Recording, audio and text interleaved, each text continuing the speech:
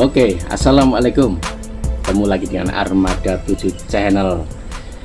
Oke, saya tadi pagi nemu potongan dari sebuah website editor. Lihat dulu nih. Udah kan? Pak polisi menyarankan orang untuk lapor jika ada penyebaran paham khilafah. Saya heran loh ini. Heran apa coba? Lalu yang demo-demo di tengah jalan di kota itu apa itu? Ya kan? Kan banyak mereka itu. Mereka soal demo itu berkata-kata mereka tuh khilafah lah, apapun penyelesaiannya harus dengan khilafah lah. Kan banyak. Bagaimana orang mau lapor? Lalu demo itu yang mengizinkan siapa? Siapa yang mengizinkan demo? Tapi ada juga demo yang itu nggak izin tuh ada. Tapi kebanyakan kalau demo pasti berizin kan. Otoritas memberi izin siapa? Lalu bagaimana? Kontradiktif kan? Orang suruh lapor jika ada paham khilafah. Tapi selama ini yang di jalan raya yang teriak-teriak demo itu pro khilafah, memangnya Pak polisi nggak tahu, nggak ngelihat? Kan pasti ngelihat. Kota sekarang itu kamera saja, CCTV di setiap perempatan pertigaan kan banyak. Setiap gerakan orang demo pasti kan tahu. Nah inilah saya lihat ini, bacaan ini senyum-senyum saja saya.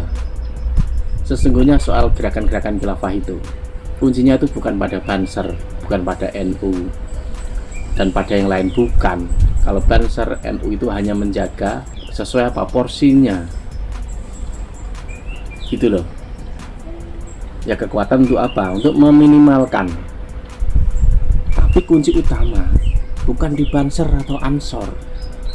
Kunci utama itu pada aparat sendiri, pejabat yang berwenang di situ.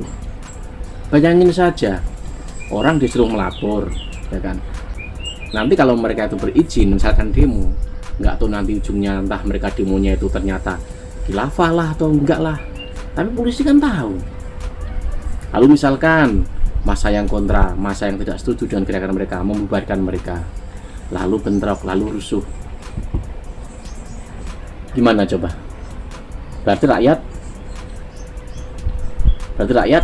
bertarung dengan rakyat, kan begitu? Gimana coba? Kan kasihan rakyatnya kan gitu. Banyak menafsirkan bahwa hal khilafah ini kadang bisa juga jadi apa? Komoditas. Komoditas apa? Ya politik bisa. Seperti Hizbut Tahrir itu organisasi ke arah politik. Hanya memang kelihatan organisasi Islam karena apa? Yang dipakai kan agama Islam, apa-apa agama Islam kan begitu. Sebagai jalan perjuangan gitu kan. Tapi kan kontradiktif sekali. Biasanya yang demo-demo ada gerakan khilafah ini, yang ada tuh di mana sih? Jakarta, Bandung, Solo, Jogja, sedikit Semarang, sedikit Surabaya, kan begitu. Ada juga di luar, di Sulawesi itu ada sedikit juga. Tapi yang paling besar di mana? Kan di Jakarta. Pusat intelijen di Jakarta. Emang nggak tahu?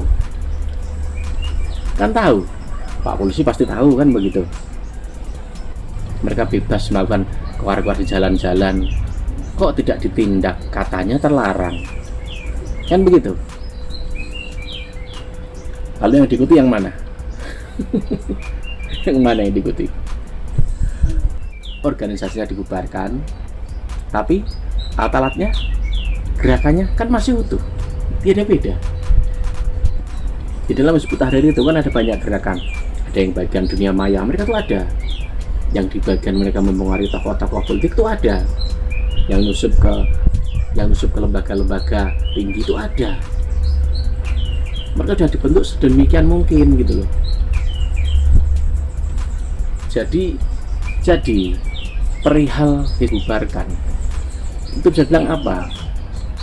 Seperti apa sih? Antara ya dan tidak. Begitu sesungguhnya. organisasinya memang tak ada, tapi mereka kalau gerak mereka tanya Anda HTI, mereka tidak. Saya bukan HTI. Bilangnya begitu. Repot kan? Basisnya di mana? Di sebelah mana? Orangnya siapa? Tokohnya siapa? Korlapnya siapa yang sering begitu? Kan ketahuan. Kadang saya tuh apa ya, kasihan sama ini nih, sama Banser, sama NU gitu.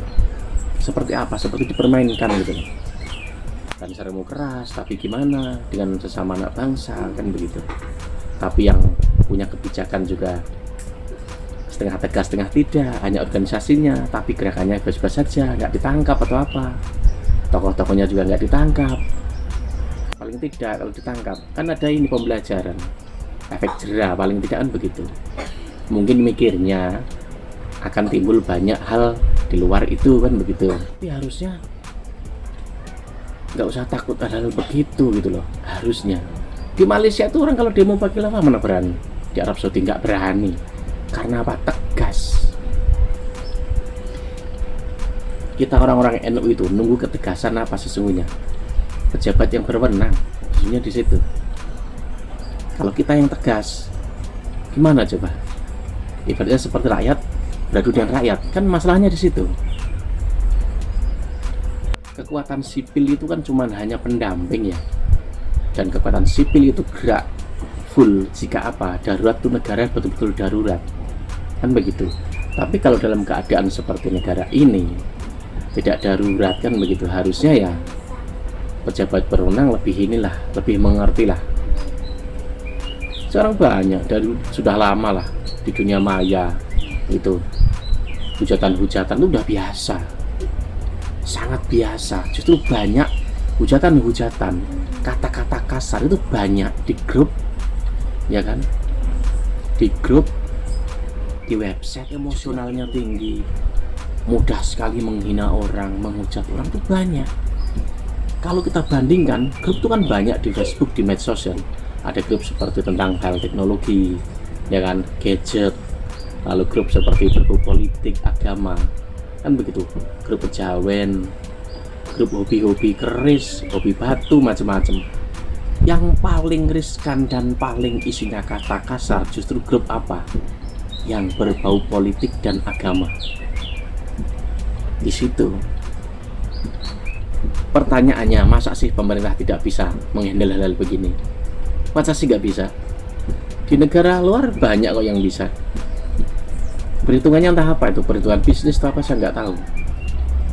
Bisa juga perhitungan karena bisnis. Kalau dianalisa ya, misalkan bisnis ya bisa ketemu di mana arahnya kan begitu. Tapi kerukunan sesama rakyat ini kan lebih penting sesungguhnya daripada hal-hal begitu.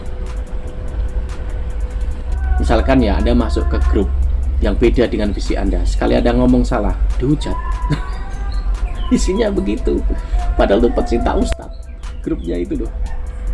Gila kan? Gimana gitu loh. Intinya apa? Orang NU itu nunggu apa? Ketegasan pejabat berwenang. Apa? Tujuannya apa? Untuk mendamaikan, mengakurkan rakyat Indonesia, terutama di medsos. Mungkin aparat kita nggak pernah main di grup gitu kali. Mereka lebih banyak kerja, tapi mereka lupa bahwa di sana itu ada bom waktu. Bom waktu apa? Kebencian akut. Di situ. Oke, sampai sini. Jika bermanfaat, klik subscribe, like, dan share. Terima kasih.